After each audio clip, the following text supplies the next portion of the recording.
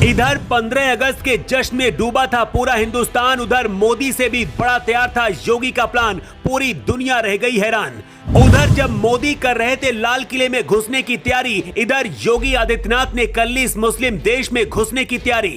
खुफिया agency IB raw CID को उतारा गया, सेना का ऑपरेशन शुरू हुआ। अब इस मुस्लिम देश का हो जाएगा भारत में विलय।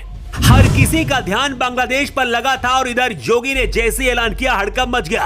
बांग्लादेशी हिंदुओं का बदला क्या है भारत पाकिस्तान से लेगा? जब पूरा भारत 15 अगस्त के जश्न में डूबा हुआ है, लाल किले की सुरक्षा को बढ़ा दिया गया है, लेकिन मोदी के पहुंचने से पहले ही योगी आदित्यनाथ ने ऐसा ऐलान कर दिया कि मोदी भी सुनकर हैरान रह गए। दुनिया के 57 मुस्लिम देशों को पसीना आ गया। बांग्लादेश से लेकर पाकिस्तान तक की सेना अलर्ट हो गई है। पाकिस्तान तो बार बार प्ले करके योगी का बयान सुन रहा है, क्योंकि योगी ने अब भारत के अंदर पाकिस्तान के विलय का ऐलान कर दिया है। आपको याद होगा कि जब 2014 में पहली बार मोदी देश के प्रधानमंत्री बने थे, उस दौरान 15 अगस्त के दिन ही पाकिस्तान पर खुलकर बोला था। उस दौरान मोदी ने पाकिस्तान को चैलेंज किया था कि अगर मुकाबला करना है तो भारत से टेक्नोलॉजी और डेवलपमेंट पर करो, आतंकवाद पर नहीं। उसके बाद भी जब पाकिस्तान नहीं माना तो पाकिस्तान में घुसकर भारत ने सर्जिकल स्ट्राइक और एयर स्ट्राइक किया। जो लोग पूछते हैं कि भारत में पीओके कब शामिल होगा, पहली बार योगी ने ऐलान कर दिया है।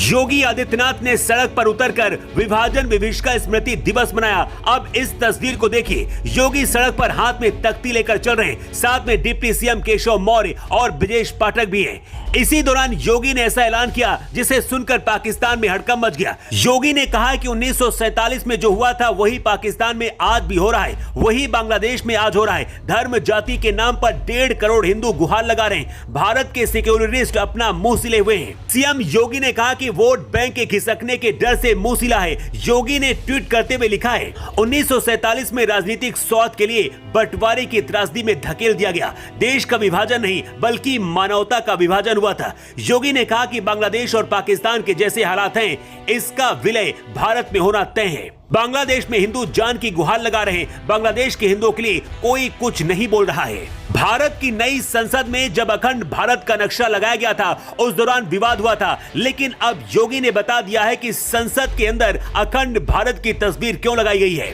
श्रीलंका और नेपाल की हालत भी बहुत अच्छी नहीं है। बांग्लादेश और पाकिस्तान में आए दिन तख्ता पलट होता रहता है। अगर ये देश टूटते हैं तो अखंड भारत का हिस्सा बनेंगे, क्योंकि योगी आदित्यनाथ को ही देश का अगला पीएम माना जा रहा है। ऐसे में योगी ने ऐलान कर दिया है कि पाकिस्तान और बांग्लादेश का विलय भारत में होगा। इसका मतलब है कि अगर मोदी राज में ये नहीं हुआ तो योगी ये करके दिखाएंगे। ये कैसे होगा, इसकी क्रोनोलॉजी समझिए।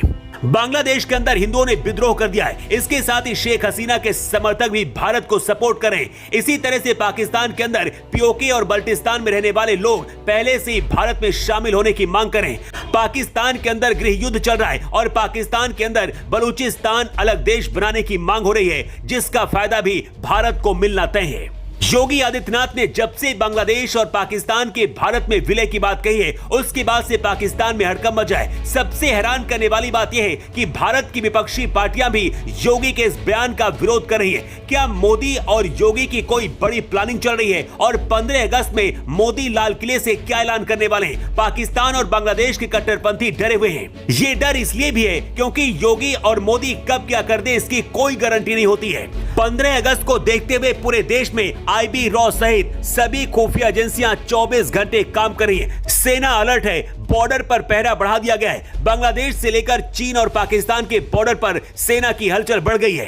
कभी भी कुछ भी हो सकता है। योगी ने बांग्लादेश और पाकिस्तान का भारत में विलय करने का ऐलान किया है, जिसका विरोध भी शुरू हो गया है। लेकिन आप इसे कैसे देखते हैं? कमेंट करके अपनी राय इस पर जरूर दें।